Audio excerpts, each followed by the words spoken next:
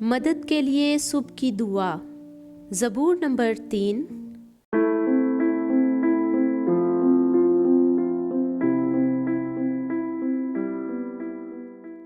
داؤد کا مزمور جب وہ اپنے بیٹے ابیسلوم کے سامنے سے بھاگا۔ اے خداوند، میرے ستانے والے کتنے بڑھ گئے، وہ جو میرے خلاف اٹھتے ہیں بہت سے میری جان کے بارے میں کہتے ہیں کہ خداوند کی طرف سے اس کی کمک نہ ہوگی۔ لیکن تو اے خداوند ہر طرف میری سپر ہے، میرا فخر اور سرفراز کرنے والا۔ میں بلند آواز سے خداوند کے حضور فریاد کرتا ہوں، اور وہ اپنے کوہ مقدس پر سے مجھے جواب دیتا ہے۔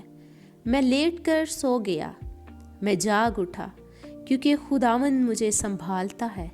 میں ان 10,000 آدمیوں سے نہیں ڈرنے کا جو گردا گرد میرے خلاف صف بستہ ہیں۔ اٹھ اے خداوند، اے میرے خدا مجھے بچا لے، کیونکہ تو نے میرے سب دشمنوں کو جبڑے پر مارا ہے۔ تو نے شریروں کے دانت توڑ ڈالے ہیں۔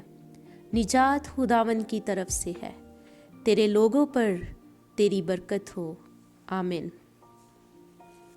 اس زبور کا تعلق داؤد بادشاہ کی زندگی کے اس دور سے ہے جس کا ذکر سموئیل کی دوسری کتاب اور اس کے 15ویں باب میں ہے۔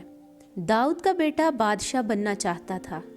در حقیقت اس نے پہلے ہی اعلان کر دیا تھا کہ وہ بادشاہ ہے، اور خود کو اپنے باپ کی جگہ پر رکھا۔ جب داؤد نے دیکھا کہ اس کے خلاف اس کے بیٹے ابیسلوم کی سازش زور پکڑ گئی ہے، تو اس نے ابیسلوم کے قہر و غضب سے بچنے کے لیے یروشلم سے دور جانا ضروری سمجھا۔ داؤد سمجھتا تھا کہ اس کے بہت سے دشمن ہیں، اس کا اپنا بیٹا بھی اس کے دشمنوں میں سے تھا۔ جس وقت اس نے یہ زبور لکھا، اس کے دشمن اس کے خلاف یہ کہتے ہوئے اٹھ کھڑے تھے کہ اب تو خدا بھی اسے ان کے ہاتھ سے نہیں چھڑائے گا۔ لیکن یہاں پر ہمیں داؤد کا کردار ایمان سے بھرپور نظر آتا ہے۔ داؤد نے اپنے دشمنوں کی باتیں سنی، لیکن وہ جانتا تھا کہ خداوند خدا اس مشکل گھڑی میں اسے نہیں چھوڑے گا۔ داؤد نے اپنے دشمنوں کو دیکھا، لیکن خداوند اپنے خدا پر توکل اور بھروسہ کرنے کا چناؤ کیا۔ اس زبور میں چند چیزوں پر غور و خوض کرنے کی ضرورت ہے۔ سب سے پہلی بات، داؤد جانتا تھا کہ خدا اسے سرفراز کرے گا، لیکن فی الحال داؤد کا سر بلند نہیں تھا۔ تو بھی اس صورتحال میں اس نے اپنے آپ پر نہیں بلکہ خداوند اپنے خدا پر بھروسہ کیا۔ اس کا ایمان یہ تھا کہ ایک دن آئے گا جب خدا اس کو سر بلند کرے گا۔ اور اس میں دوسری بات، داؤد جانتا تھا کہ خدا پھر سے اسے عزت و عظمت عطا کرے گا۔ اب جب کہ وہ دشمنوں سے بھاگتا پھر رہا تھا، اور اس وقت میں اس کی عظمت و عزت نہیں تھی، لیکن اس کا ایمان تھا کہ یہ وقت اور دور بالکل عارضی ہے۔ خدا اپنے بچوں کی آہ و پکار سننے سے قاصر نہیں۔ اس نے اپنے مقدس پہاڑ سے داؤد کی فریاد کا جواب دینا تھا۔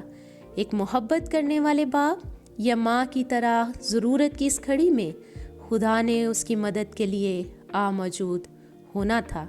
داؤد اس تعلق سے بڑا پر اعتماد تھا، اگرچہ اس وقت شرمندگی کی حالت میں بھاگتا پھر رہا تھا، لیکن اس کا ایمان و اعتقاد لازوال تھا۔ داؤد اگر چاہتا تو اپنے بیٹے کا مقابلہ کرتا، اور نوبت یہاں تک نہ آتی کہ اس سے بھاگتا پھرتا۔